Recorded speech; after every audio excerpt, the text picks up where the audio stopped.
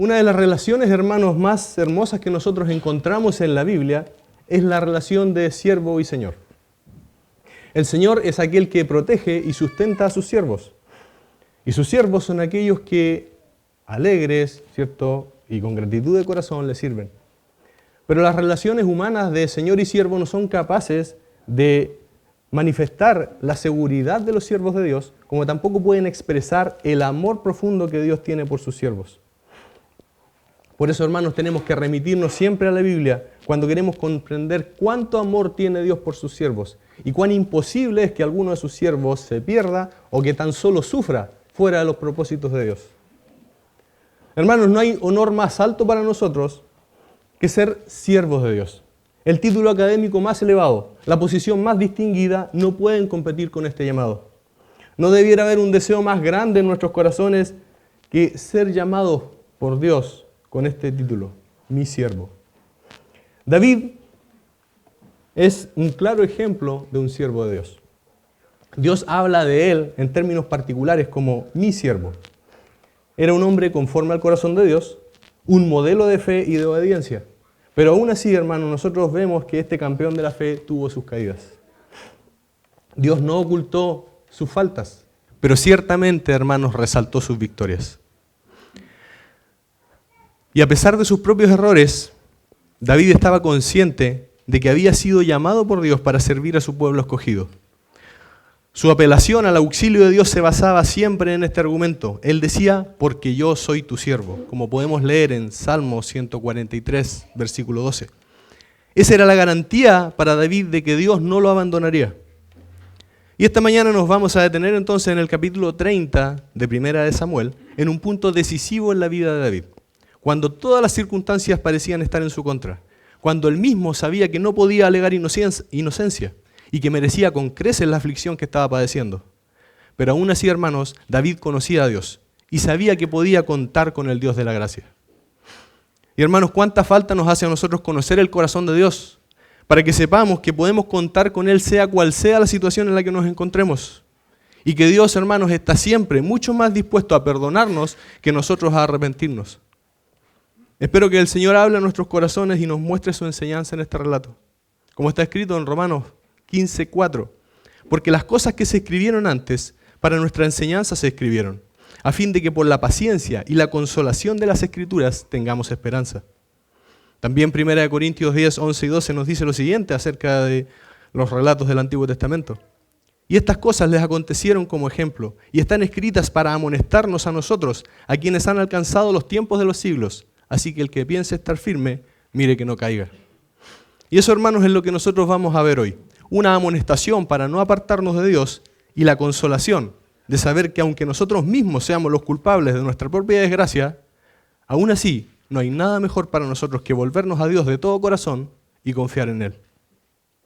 Los invito, hermanos, a leer nuestro texto y vamos a leer nuevamente de los versículos, los versículos 6 al 8. Ahí va a estar centrado principalmente los puntos de este sermón. Dice lo siguiente: y David se angustió mucho porque el pueblo hablaba de apedrearlo, pues todo el pueblo estaba en amargura de alma, cada uno por sus hijos y por sus hijas. Mas David se fortaleció en Jehová su Dios. Y dijo David al sacerdote Abiatar, hijo de Ahimelech: yo te ruego que me acerques el efod. Y Abiatar acercó el efod a David. Y David consultó a Jehová diciendo: ¿perseguiré a estos merodeadores? ¿Los podré alcanzar? Y él le dijo: síguelos, porque ciertamente los alcanzarás, y de cierto librarás a los cautivos. Así que los puntos de nuestro sermón, hermanos, esta mañana van a ser los siguientes. La gracia del Dios que aflige, en el versículo 6. El punto número 2, la gracia del Dios que fortalece, en el versículo 6 también. El punto número 3, la gracia del Dios que intercede, en el versículo 8. Y por último, la gracia del Dios que responde y restaura, en el versículo 8. Acompáñenme, hermanos, a orar un momento al Señor para que pueda usar su palabra en nuestros corazones. Amado Dios, te damos gracias porque sabemos que estamos en presencia de tu palabra, Señor. Te damos gracias porque tú has dado estos ejemplos instructivos, Señor, para nosotros. Te pedimos que podamos comprender, Señor, que podamos meternos en la piel de David para sentir tu gracia y tu compasión, Señor, como tú la manifestaste a tu siervo. Te damos gracias, Señor, porque podemos conocerte más, Señor, porque podemos estar en tu palabra y te pedimos que te pasees en medio de nosotros, Señor. Que abras nuestros corazones, Señor, y que deposites tu palabra preciosa para poder servirte con gozo y alegría y saber que estamos seguros en ti, Señor. En Jesús, amén. Vamos a comenzar entonces, hermanos, con nuestro primer punto, la gracia del Dios que aflige. Y vamos a leer de los versículos 1 al 6 para comprender la razón de la aflicción de David. Dice así la palabra del Señor, versículo 1 del capítulo 30. Cuando David y sus hombres vinieron a Siclag al tercer día, los de Amalec habían invadido el Negev y a Siclag, y habían asolado a Siclag y le habían prendido fuego. Y se habían llevado cautivas a las mujeres y a todos los que estaban allí, desde el menor hasta el mayor. Pero a nadie habían dado muerte, sino se los habían llevado al seguir su camino. Vino pues David con los suyos a la ciudad, y he aquí que estaba quemada, y sus mujeres y sus hijos e hijas habían sido llevados cautivos. Entonces David y la gente que con él estaba, alzaron su voz y lloraron, hasta que les faltaron las fuerzas para llorar. Las dos mujeres de David, Ahinoam jezreelita y Abigail, la que fue mujer de Nabal el de Carmel, eran también cautivas. Y David se angustió mucho, porque el pueblo hablaba de apedrearlo, pues todo el pueblo estaba en amargura de alma, cada uno por sus hijos y por sus hijas. Hasta ahí vamos a leer entonces, hermanos. Y los invito a introducirse en la escena de los versículos 1 al 6 que acabamos de leer. David y sus hombres, hermanos, vienen caminando por 3 días desde Afec. Allá fueron liberados milagrosamente de pelear contra su propio pueblo. Y probablemente estos hombres esperan ver a sus mujeres y sus hijos para contarles cómo el Señor los libró una vez más del pozo de la desesperación. Pero la escena con la que se encuentra los deja devastados. Llegan a Siclag y todo es ruina y desolación. Los amalecitas, que son enemigos de Israel desde que ellos salieron en el tiempo de Egipto, en el tiempo de Moisés, ¿cierto? Salieron de Egipto, le pusieron fuego a la ciudad y se llevaron cautivos a sus esposas e hijos. Hermanos, los hombres que acompañan a David son hombres de guerra, pero no estaban preparados para que la aflicción les cayera de golpe. Están destrozados, sin esperanza de encontrar a sus seres queridos, no saben dónde buscarlos, no saben quién ha sido el enemigo que destruyó la ciudad, no saben qué harán con sus hijos y sus esposas, así que lloran hasta que les faltan las fuerzas para seguir llorando. Pero de repente, hermanos, esa angustia impotente se convierte en una ira contenida y empiezan a buscar un culpable, hasta que todos ponen sus ojos en David. Los hombres de David son hombres fieles, hermanos. Habían acompañado a David en todas sus batallas y en todas sus huidas por el desierto mientras huía de Saúl. E incluso lo habían seguido en su decisión de fugarse hacia los filisteos. Eran hombres que se sometieron a David y le obedecieron en todo lo que emprendió. Pero ahora empiezan a responsabilizarlo por la pérdida de sus familias y quieren descargar su ira contra él y están hablando acerca de apedrearlo. Pero hermanos, en cierta medida ellos tienen algo de razón. Nada justifica el querer matar al ungido de Dios, pero David sí tiene responsabilidad en este asunto. Es que Siclag no es una lección del sufrimiento de los inocentes, sino de la gracia y la misericordia de Dios sobre los culpables. Es una muestra de la sabiduría y providencia de Dios en el cumplimiento de sus propósitos, a pesar del pecado de sus siervos. Pero ahora, hermano, vuelve tus ojos hacia David. ¿Cómo debe estar el corazón de ese hombre? Hace tiempo que está en la noche negra del alma. Había tenido un leve respiro de 3 días. Y ahora, todo es peor de lo que jamás se imaginó. Está cubierto de temores y angustias. Está sumido en la culpa y la amargura. Podríamos decir coloquialmente que tenía al diablo respirándole en la nuca. Frente a sus ojos todo era desolación y él sabía las razones de aquello. Y es que David se había enfilado en tropas de un ejército enemigo de Israel. Había dejado Siclag para ir a servir a un ejército, ¿cierto?, enemigo de Israel. Y fue a la batalla contra Israel. Y era precisamente él quien había conducido a sus hombres a este estado de cosas. Ellos le habían jurado lealtad y se habían puesto bajo su dirección. Y ahora se encontraban en una ciudad filistea, sin nada más que lo opuesto y con la seguridad de no volver a encontrar a sus esposas e hijos. David también debe estarse preguntando en estos momentos por qué no dejó una guarnición que cuidara la ciudad. Pero hermanos, aún aquí podemos ver la protección de Dios sobre su siervo. Porque si hombres hubieran defendido, hombres, mujeres y niños hubieran muerto. Pero como dice el versículo 2, a nadie habían dado muerte, sino se los habían llevado al seguir su camino. La pregunta que nos hacemos ahora, hermanos, es ¿cómo llegamos a esto? ¿Por qué David y sus hombres están en Siclag, una ciudad que en esos momentos está bajo dominio filisteo? ¿Y por qué estuvieron a punto de ir a pelear contra su propio pueblo? Para entender esto tenemos que retroceder 1 año y 4 meses hasta el capítulo 27 de Primera de Samuel. Los invito a que vayan en sus Biblias y pongan sus ojos ahí en el capítulo 27.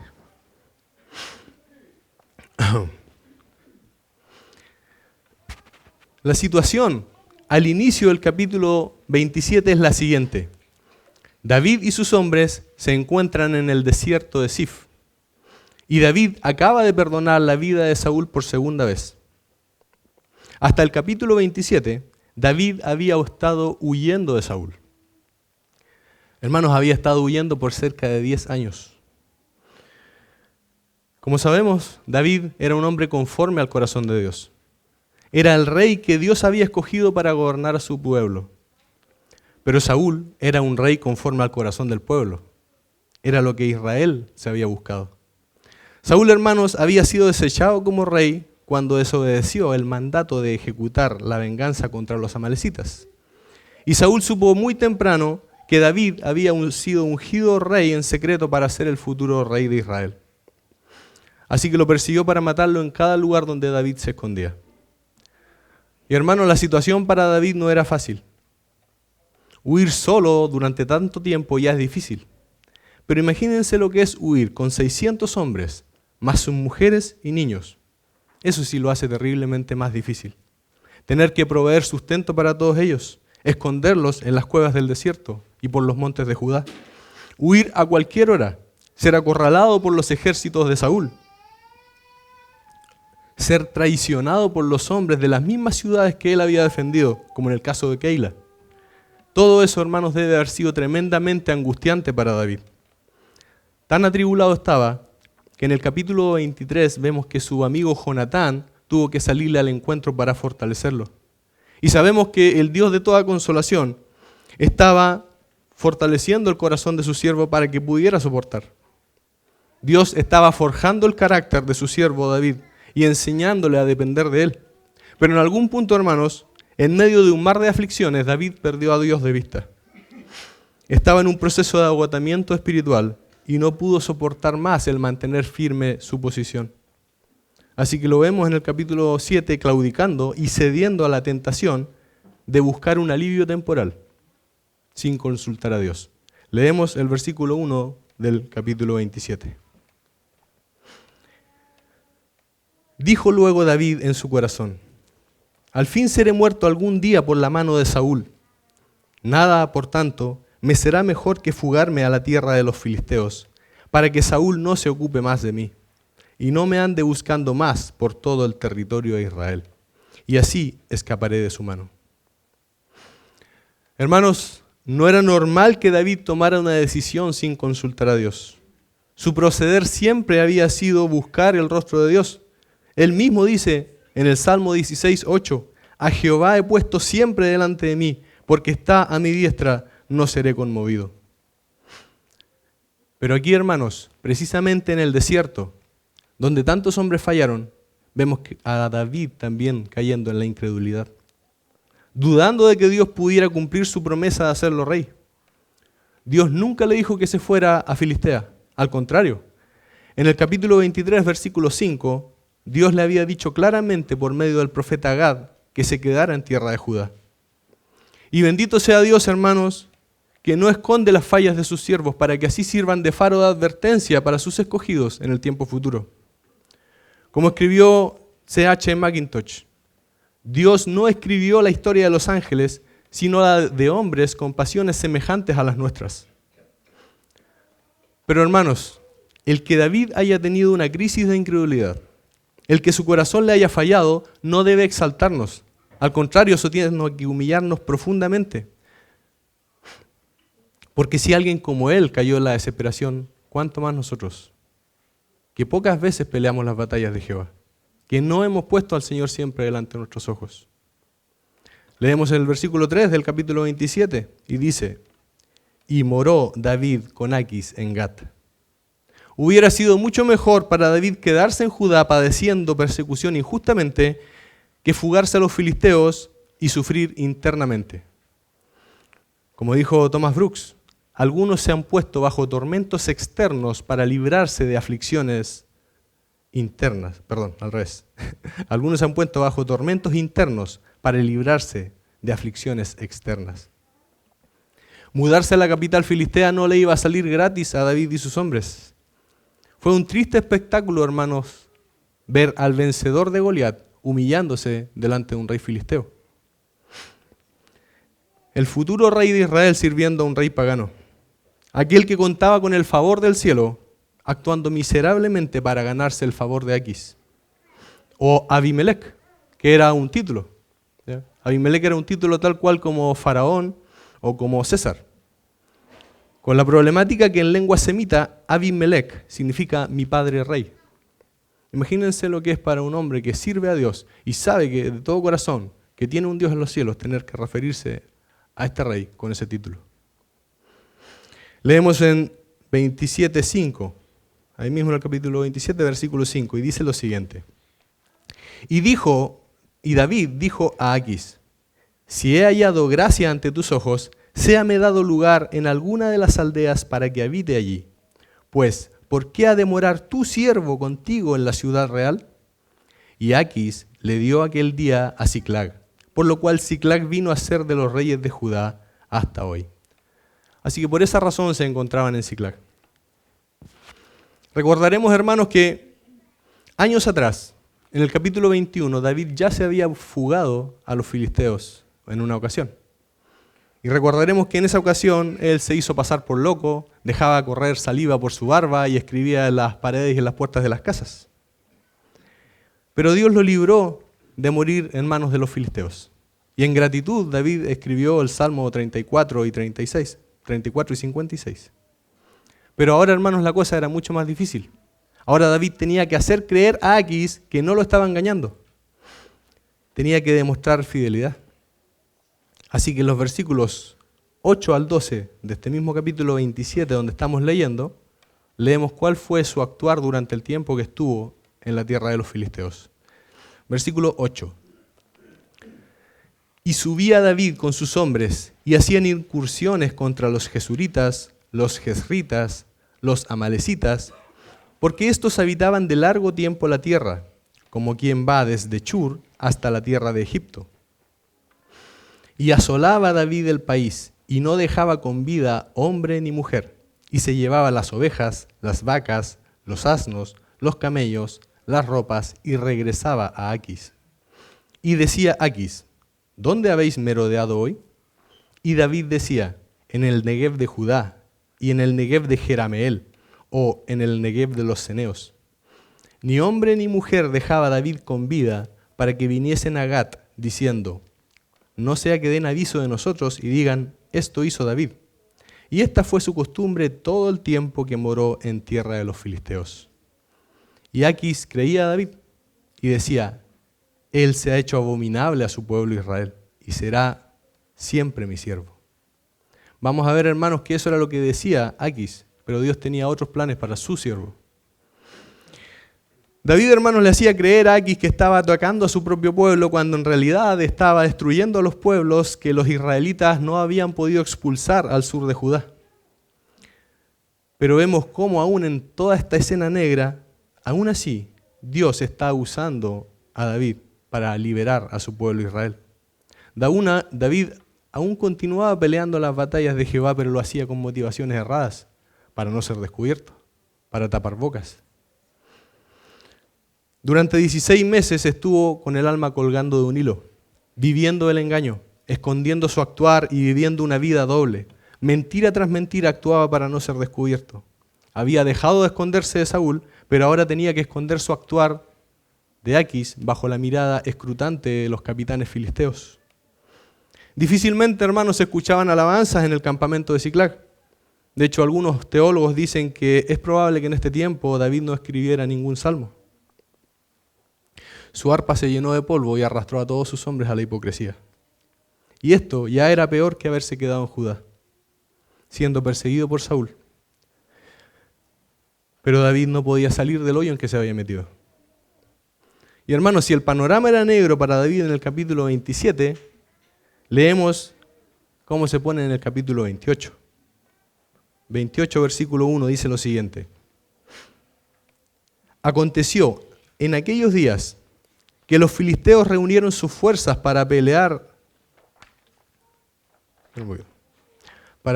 contra Israel. Y dijo Aquis a David, ten entendido que has de salir conmigo a campaña, tú y tus hombres. Y David respondió a Aquis, muy bien, tú sabrás lo que hará tu siervo. Y Aquis dijo a David, por tanto yo te constituiré guarda de mi persona durante toda mi vida. Hermanos, esas palabras tienen que haber congelado los huesos de David. Esta escena de tener que enfrentarse a su propio pueblo debe habérsela imaginado muchas veces, pero ahora ese miedo tomó forma real. Ahora estaba a punto de ir a enfrentarse contra Saúl, que nunca quiso levantar su mano contra él, y peor aún, contra el pueblo escogido de Dios. Ahora sí estaba empezando a ser puesto en verdaderos aprietos por Dios. Y es posible que los 90 a 100 kilómetros que había entre Siclag y Afec los haya caminado orando en su corazón por una solución a Dios. Y en efecto, hermanos, eso fue lo que sucedió. Avanzamos al capítulo 29 y leemos en el versículo 4. Dice así. Entonces los príncipes de los filisteos se enojaron contra él y le dijeron, despide a este hombre para que se vuelva al lugar que le señalaste y no venga con nosotros a la batalla, no sea que en la batalla se nos vuelva enemigo, porque ¿con qué cosa volvería mejor a la gracia de su Señor que con las cabezas de estos hombres? Y hermanos, los príncipes filisteos tenían razón al desconfiar de los israelitas, porque años atrás, en una batalla contra Saúl y Jonatán, los israelitas que estaban metidos entre medio de los filisteos se dieron vuelta en la batalla y atacaron a los filisteos. Eso está en 1 Samuel 14, 21. Así que Aquis le hizo caso a los príncipes filisteos y despachó a David. Y le dijo lo siguiente en el versículo 10 del capítulo 29 donde estamos leyendo. Levántate pues de mañana tú y los siervos de tu Señor que han venido contigo y levantándose al amanecer, marchad. Versículo 11. Y se levantó David de mañana, él y sus hombres, para irse y volver a la tierra de los filisteos, y los filisteos fueron a Jezreel. Así fue que Dios, hermanos, libró a David y sus hombres de pelear contra Israel de pura gracia. Desde Afec caminaron 3 días hasta Siclag, pero como vimos al principio, cuando llegan a Siclag se encuentran con una aflicción peor que la que tuvieron en Afec. Siclag estaba quemada, sus esposas e hijos habían sido llevados cautivos. Y en el versículo 6 del capítulo 30, donde estamos situados en nuestro texto, leemos: Y David se angustió mucho, porque el pueblo hablaba de apedrearlo, pues todo el pueblo estaba en amargura de alma, cada uno por sus hijos y por sus hijas. Hermanos, Dios rescató a David de pelear contra su propio pueblo, pero permitió que fuera afligido por Amalec. Y Dios usa muchas veces este recurso, hermanos. El dolor es un instrumento en las manos de Dios. Si bien Él no aflige ni entristece voluntariamente a los hijos de los hombres, tiene muchas razones para permitir que seamos afligidos. Como dice C.S. Lewis, el dolor es el megáfono que Dios ocupa para despertar un mundo de sordos. También Isaías 16:16 nos confirma esta verdad. Dice lo siguiente: Jehová, en la tribulación te buscaron, derramaron oración cuando los castigaste. También Oseas 5:15 dice algo similar. Dice: andaré y volveré a mi lugar hasta que reconozcan su pecado. En su angustia me buscarán. La Biblia, hermanos, está llena de este principio del gobierno divino. A veces Dios permite que seamos afligidos para que nuestro carácter sea perfeccionado, como en el caso de Job. Otras veces permite que seamos afligidos para que tengamos un conocimiento más profundo de Dios, como en el caso de Oseas. Pero en otras ocasiones es posible que nuestras aflicciones sean el castigo directo de Dios por nuestros pecados y nuestras desobediencias, como en el caso de David. Levítico 26 y Deuteronomio 28 debieran ser suficientes para que comprendiéramos esto.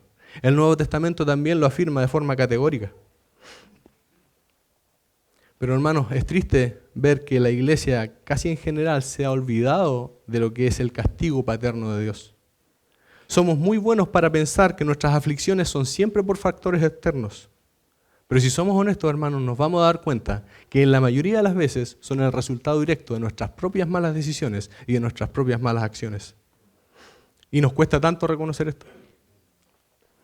Si nos examináramos más, seríamos castigados menos. Es lo que dice 1 Corintios 11, 31 y 32. Dice así la palabra del Señor. Si pues nos examinásemos a nosotros mismos, no seríamos juzgados, mas siendo juzgados, somos castigados por el Señor para que no seamos condenados con el mundo. El Señor, hermanos, reprende y castiga a todos los que ama, dice Apocalipsis 3:19. El dolor, hermanos, al llegar a este punto no es más que una muestra del amor de Dios. Era necesario que Siclag fuera destruida para que David dejara de depender del amparo de los filisteos. Si se vuelve a David y David está en pie, la rebelión de David sigue. Se habría quedado ahí durante más tiempo. Pero Dios no iba a permitir que su siervo escogido continuara en Siclag, destruyéndose a sí mismo por 16 meses más. Lo amaba demasiado como para eso. Pero el camino de la liberación es también el camino de la aflicción. Hermanos, apartarnos de Dios siempre va a traernos consecuencias dolorosas. Y si somos sus escogidos, si somos sus siervos, Dios, hermanos, va a hacernos la vida imposible lejos de Él. Va a ponernos en angustia para que probemos el fruto amargo de haberlo dejado. Para que veamos las consecuencias dolorosas de habernos apartado de Dios. Y para que comprendamos que solamente podemos ser felices en su santa y gloriosa presencia. Así David está ahora, hermano, está solo en el mundo. Aquis está a más de 100 kilómetros, sus soldados están a punto de apedrearlo.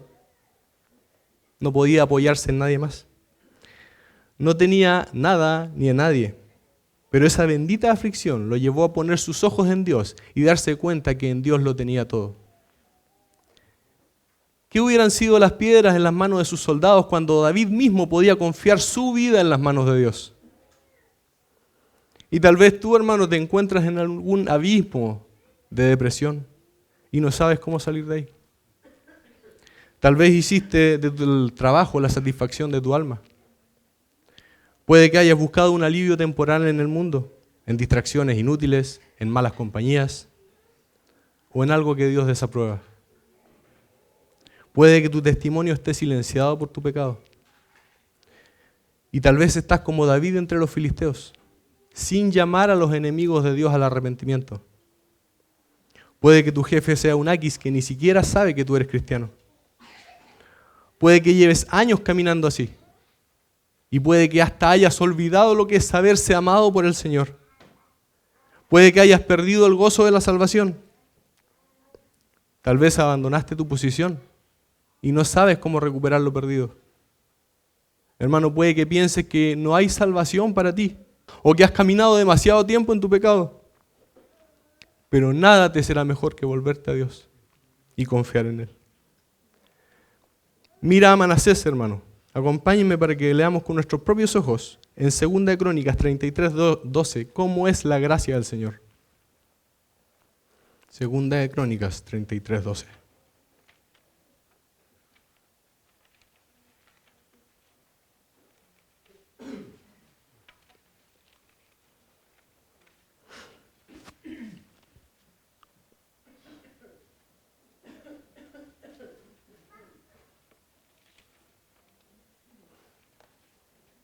¿Vamos ahí?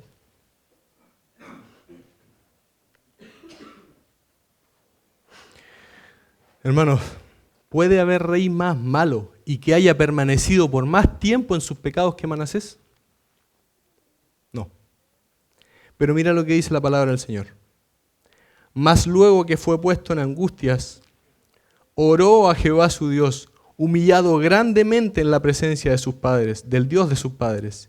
Y habiendo orado a él, fue atendido, pues Dios oyó su oración y lo restauró a Jerusalén, a su reino. Entonces reconoció Manasés que Jehová era su Dios.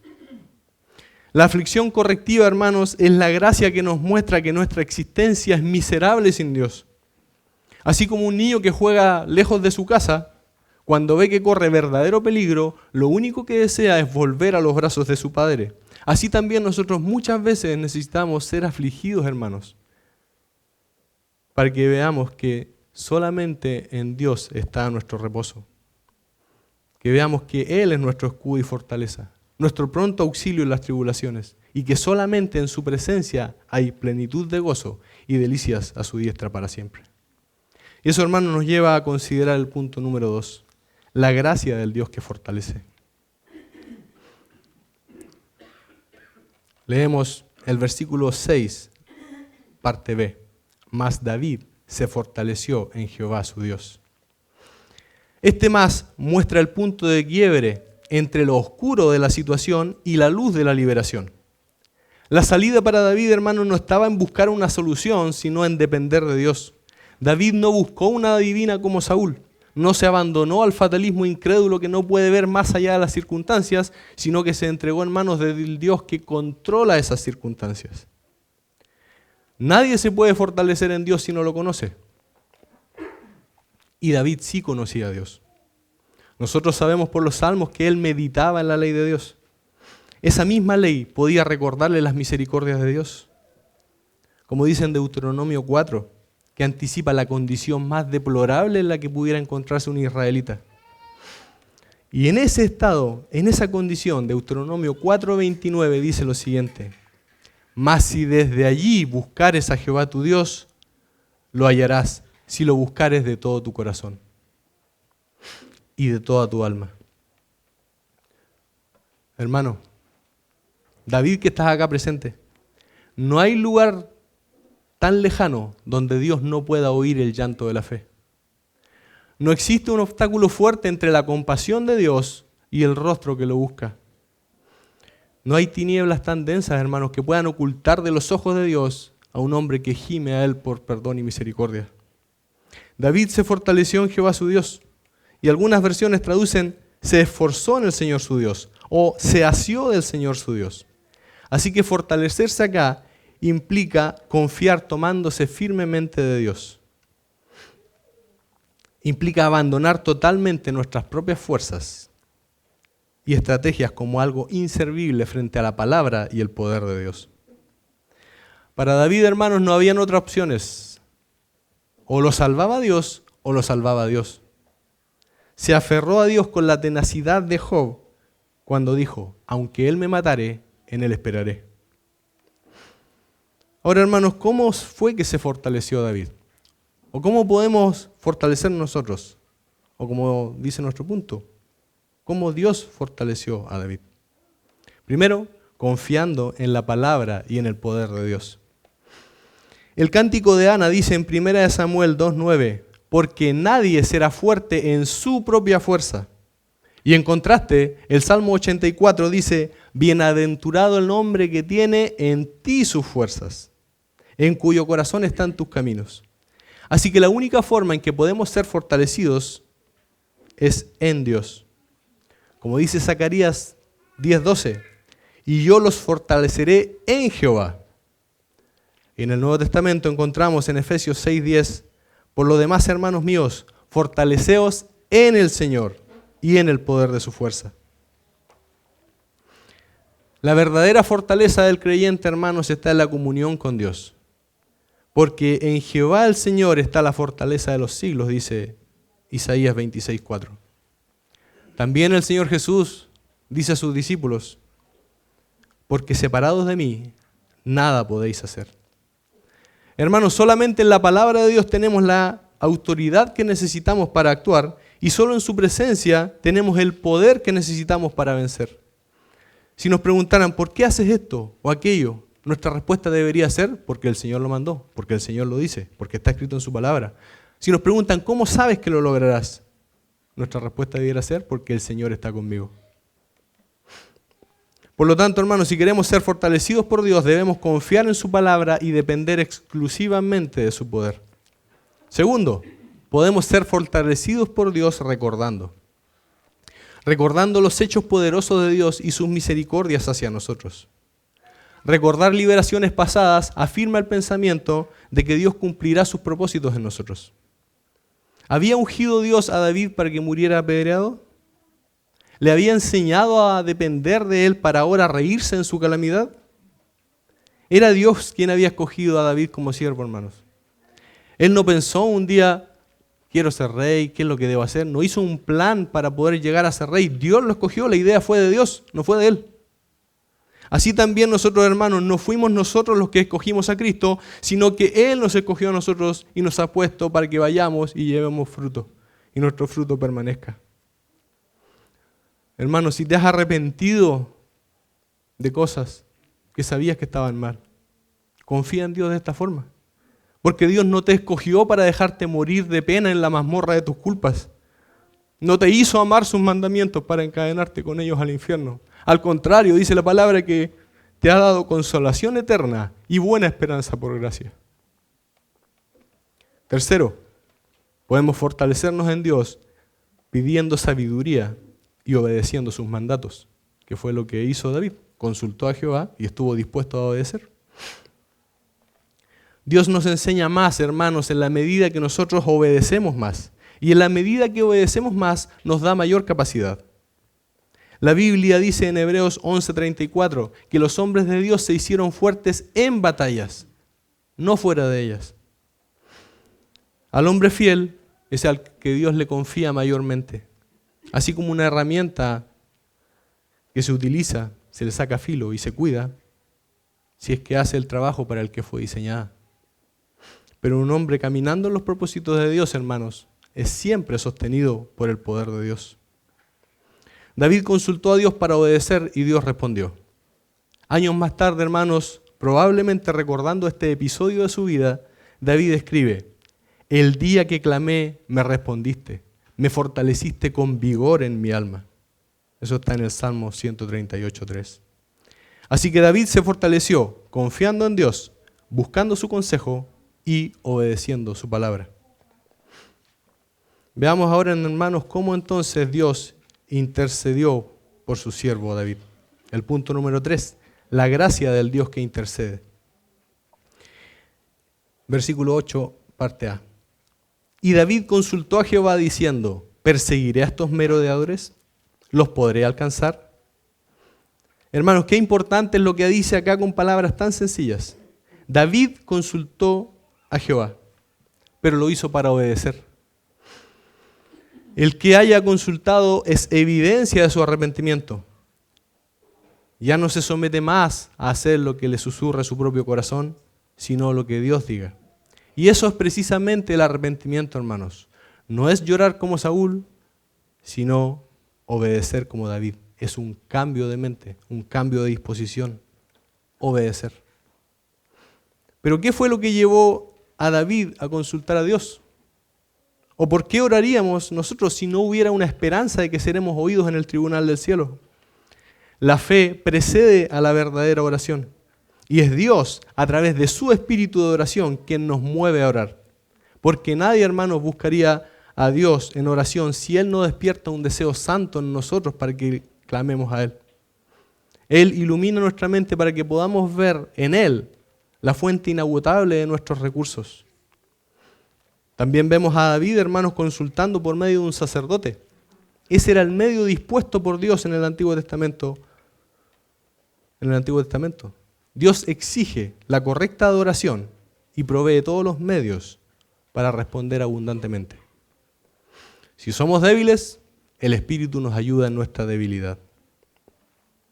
Si no sabemos qué pedir como conviene, el Espíritu nos ayuda, ¿cierto?, con gemidos indecibles.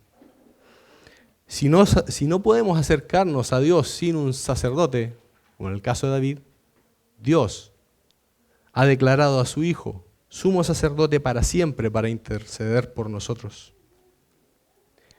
Ve ahora, hermano, cómo Dios aboga por su rey escogido, por su siervo. Él lo tomó del redil, de detrás de las ovejas, para que fuese príncipe sobre su pueblo Israel. Lo guardó en todas sus batallas y en todas sus huidas. Lo libró de pecar de muerte y ahora está atento a oírlo desde los cielos. Nada puede impedir el plan de Dios de exaltar a su siervo David y poner su rey sobre Sión, su santo monte. David había escrito años atrás en el Salmo 56:9, esto sé, que Dios está por mí. Y ahora lo vemos consultando a Dios con la misma fe, sabiendo que será oído en los cielos. Dios ya había tratado con su siervo David en cuanto a su pecado. Ahora, David solamente podía ser fortalecido por una comunión íntima con Dios. Y esto nos lleva a nuestro último punto, hermanos. La gracia del Dios que responde. Leemos entonces el versículo 8. Dice así: Y David consultó a Jehová diciendo, ¿perseguiré a estos merodeadores? ¿Los podré alcanzar? Y él le dijo, síguelos, porque ciertamente los alcanzarás y de cierto librarás a los cautivos. Y hermanos, esta respuesta es asombrosa. Es como si Dios hubiera estado esperando a que David le preguntara. Y es difícil para nosotros no pensar en el hijo pródigo del Nuevo Testamento. Es que David era una especie de hijo pródigo del Antiguo Testamento acá. Había andado como una oveja extraviada, pero ahora había abandonado todas sus esperanzas mundanas para refugiarse únicamente en Dios. Dios respondió mucho más abundantemente de lo que David había consultado. Hay gozo en las palabras de Dios como el de un padre que se goza grandemente en que su hijo le pregunte si puede hacer algo que su padre también quiere que su hijo haga. Es como si le dijera, anda hijo mío, tienes todo mi favor. Pero hermanos, hay otra cosa que asombra en el texto y es la disposición de David a obedecer. Él dice, ¿perseguiré a estos merodeadores? Nota, hermano, que está dispuesto a someterse a la voluntad de Dios por dolorosa que ésta fuera.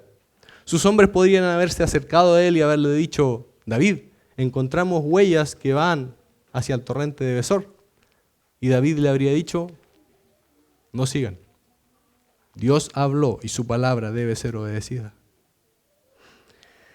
Estaba dispuesto a perseguir si Dios lo hubiera ordenado que no lo hiciera.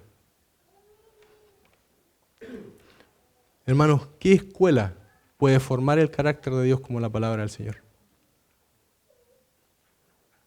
¿Qué enseñanza tenemos acá, hermanos? ¿Obedecemos así? ¿Estaríamos dispuestos a obedecer al Señor con esas condiciones? Y hermanos, si hay algo que caracterizó a David durante toda su vida, fue su obediencia inmediata a lo que Dios decía. En 1 Reyes 15:4 dice lo siguiente: por cuanto David había hecho lo recto ante los ojos de Jehová, y de ninguna cosa que le mandase se había apartado en todos los días de su vida, salvo en lo tocante a Urías Eteo. Hermanos, la gracia en este relato es asombrosa. David no solamente fue restaurado y se puso bajo las órdenes de Dios, sino que sus propios hombres, los mismos que querían apedrearlo, se pusieron bajo las órdenes de David. ¿Cómo explicamos eso si no es por medio de la intervención divina del Dios de la gracia? Leemos en los versículos 9 al 10 del capítulo 30 que David persiguió con 600 hombres y solamente pudieron continuar 400 después del torrente de Besor. Porque 200, dice la palabra, de cansados no pudieron continuar. Mira a David persiguiendo más allá de sus fuerzas, soportando el cansancio. ¿No nos dice esto que recuperar lo perdido, hermanos, nos va a costar una medida doble de esfuerzo? Dios en su justicia libra y en su sabiduría disciplina. Quema la ciudad de Siclag para borrar la rebelión de David y para que David pueda comenzar desde cero. Pero le muestra que recuperar lo perdido le va a costar una medida extra de esfuerzo. David siguió solamente con 400 y esto es simplemente una especulación, pero es bueno a veces pensar y considerar algunas cosas. Probablemente Dios quería mostrarle a David que para vencer no necesitaba más que los 400 hombres que tenía al principio, antes de pasarse a los filisteos cuando estaba en la cueva de Adulam. Pero mira la gracia y la providencia de Dios en los versículos 11 al 14. Leemos nuestro texto, capítulo 30, versículo 11 al 15 vamos a leer. Y hallaron en el campo a un hombre egipcio, el cual trajeron a David y le dieron pan y comió, y le dieron a beber agua. Le dieron también un pedazo de masa de higos secos y 2 racimos de pasas. Y luego que comió, volvió en él su espíritu, porque no había comido pan ni bebido agua en 3 días y 3 noches.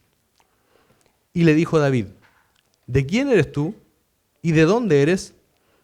Y respondió el joven egipcio, yo soy siervo de una amalecita, y me dejó mi amo hoy hace 3 días, porque estaba yo enfermo.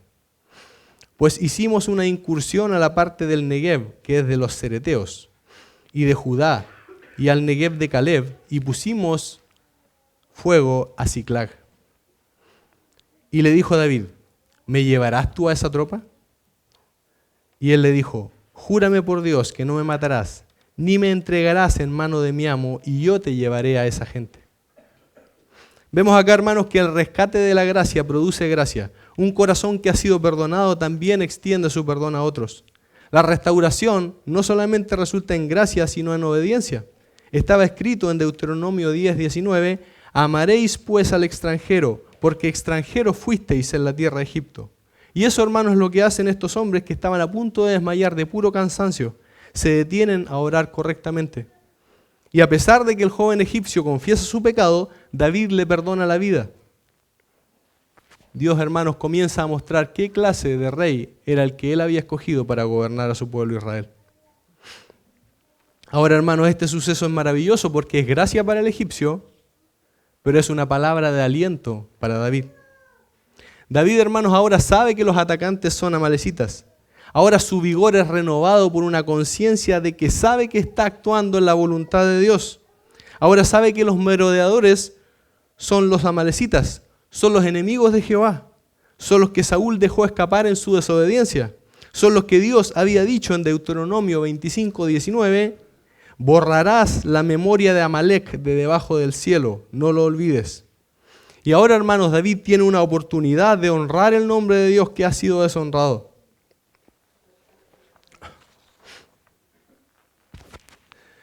Así que el egipcio, hermanos, lo llevó y encontraron a los amalecitas haciendo fiesta. Dice el versículo 17. Y los hirió David desde aquella mañana hasta la tarde del día siguiente, y no escapó de ellos ninguno, sino 400 jóvenes que montaron sobre los camellos y huyeron. Y en 1 Samuel, ahí mismo en el 30:18 dice, y libró David todo lo que los amalecitas habían tomado. Asimismo libertó David a sus 2 mujeres. Y no les faltó cosa alguna, chica ni grande, así de hijos como de hijas, del robo y de todas las cosas que les habían tomado, todo lo recuperó David. Tomó también David todas las ovejas y el ganado mayor, y trayéndolo todo delante decían, este es el botín de David. Hermanos, ellos recuperaron todo. Sus esposas, sus hijos, sus ganados, sus pertenencias. David recuperó un botín incluso más grande que el que habían perdido, porque recordaremos que los amalecitas no solamente habían atacado Siclag. Y hermano, llegando a este punto del sermón, yo no te puedo asegurar que tú recuperarás todo lo perdido. No puedo torcer el texto bíblico para que diga eso. Pero sí te puedo asegurar en la autoridad de la palabra de Dios que a los que aman a Dios, todas las cosas les ayudan a bien. A lo mejor ya no puedes recuperar tu matrimonio, o tus hijos, o tu ministerio, o tu salud, pero sí puedes ser ojos para el ciego. Sí puedes ser el instrumento de Dios para advertir a otros que se vuelvan de su mal camino y que no prueben el fruto amargo que es caminar fuera de la voluntad de Dios. Puedes dar de lo que Dios te ha dado y enseñar de lo que Dios te ha mostrado. Así fue que lo hizo David. Él repartió de los dones a los hombres que habían quedado en el torrente de Besor, a los ancianos de Judá, envió del botín que Dios había puesto en sus manos. Leemos el versículo 26 de nuestro capítulo 30. Dice así. Y cuando David llegó a Siclag, envió del botín a los ancianos de Judá, sus amigos, diciendo: he aquí un presente para vosotros del botín de los enemigos de Jehová. David, hermanos, reconoce que el botín no fue tomado por sus propias fuerzas, sino que dice en el versículo 23, de lo que nos ha dado Jehová. Y en el versículo 26 dice que es el botín de los enemigos de Jehová. Eso es lo que hace un verdadero siervo. Da todo el crédito a Dios por sus obras. No como Saúl, hermanos, que apenas empezó a trabajar para Dios se hizo un monumento a sí mismo. Si no me cree, puede ir a 1 Samuel 15:12. Se edificó un monumento a sí mismo. Está recién empezando a servir a Dios y toda la gloria para mí. Hermanos, David no supo nada de lo que ocurrió mientras se encontraba en Siclag. Él no supo cómo Dios estaba librando 2 batallas por amor de su nombre. Estaba librando a su amado David y al mismo tiempo estaba juzgando al rebelde Saúl.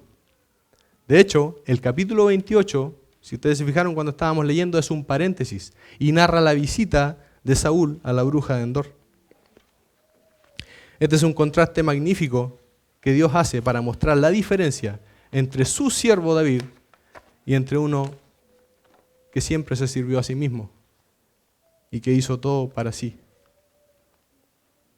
El escritor bíblico lo ordenó de esa forma para impactarnos más al comparar los dos eventos.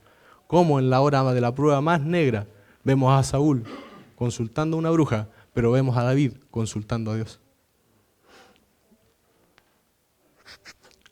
Hermanos, todo esto sucedió mientras Dios estaba tratando con su siervo David en Siclag en menos de una semana.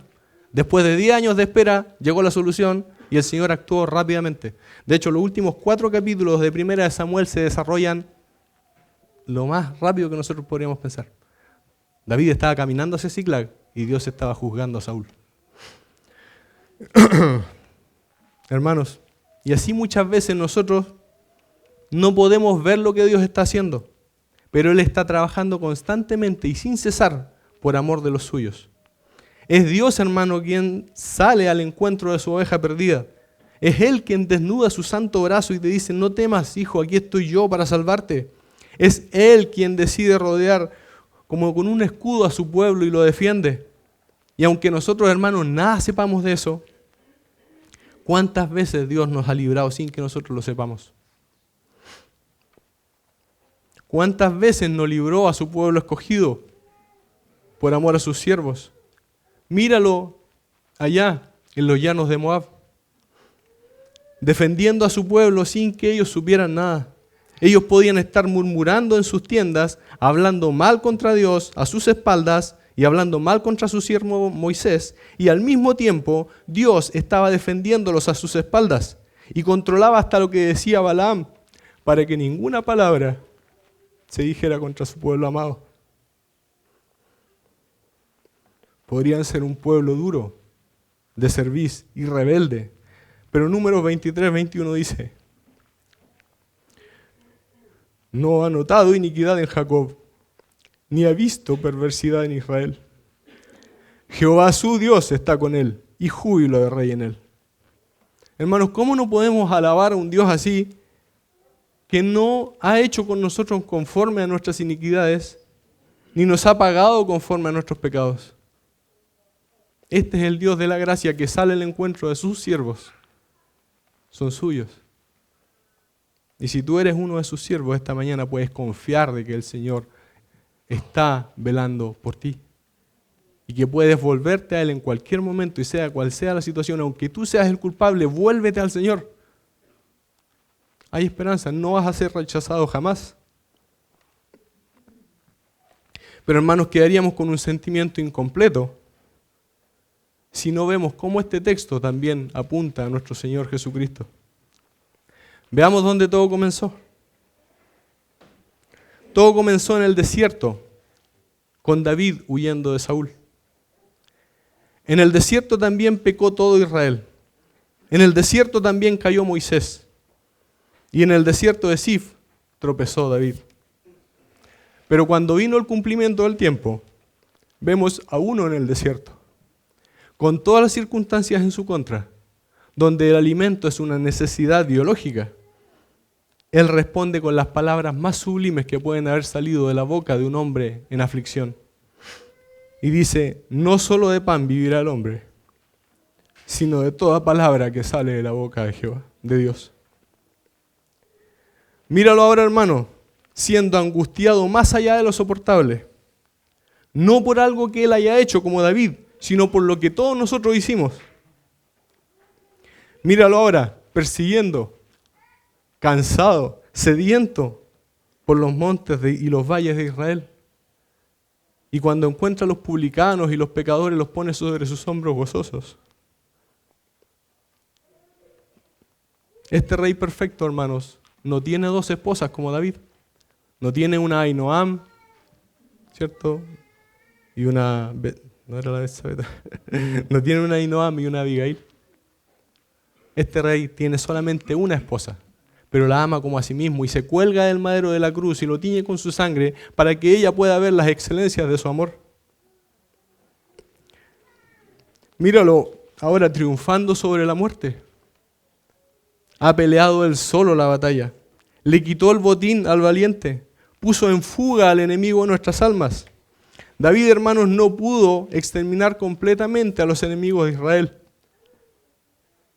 Pero del Rey de Gloria se dice, siéntate a mi diestra hasta que ponga a todos tus enemigos por estrado de tus pies.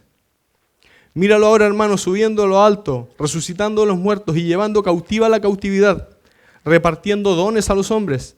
Este no es el botín de David, es la recompensa del Cordero que fue inmolado desde el principio del mundo. Él reparte y da de su gracia no solamente a un egipcio en el camino, sino a todos los confines de la tierra que lo reconocen como Señor y Salvador. Porque solamente en Él son benditas todas las naciones de la tierra. Este es el rey, hermanos, que anticipaba al que anticipaba David. De hecho, el propósito de 1 de Samuel es que veamos la necesidad de un rey perfecto para que nos sometamos a Él voluntariamente. Esa es la gloria que tiene Cristo, que Satanás ni siquiera puede soñar. Satanás tiene a sus siervos engañados. Pero el Salmo 110 nos dice que su pueblo se le ofrece voluntariamente en el día de su poder, en la hermosura de la santidad. Hermanos, solamente Jesús es el Rey perfecto, solamente Él es el siervo perfecto que obedece perfectamente a Dios. Todos nosotros, hermanos, somos siervos de Dios, que fallamos y necesitamos ser restaurados continuamente. Solamente Él es digno de alabanza por los siglos sin fin. Y así, hermanos, como Dios fortaleció a David, Él también puede fortalecernos a nosotros, para que podamos hacer su voluntad y para que el Señor nos ayude en todo. Que el Señor nos dé gracia, hermanos, para nunca soltarnos de su mano. Ayúdenme, acompáñenme a orar al Señor un momento. Padre Santo, te damos gracias por tu palabra, Señor, porque tú consuelas, Señor. Tú amonestas, Señor. Tú restauras. Tú eres el Dios de toda gracia, Señor, y el Dios de toda consolación.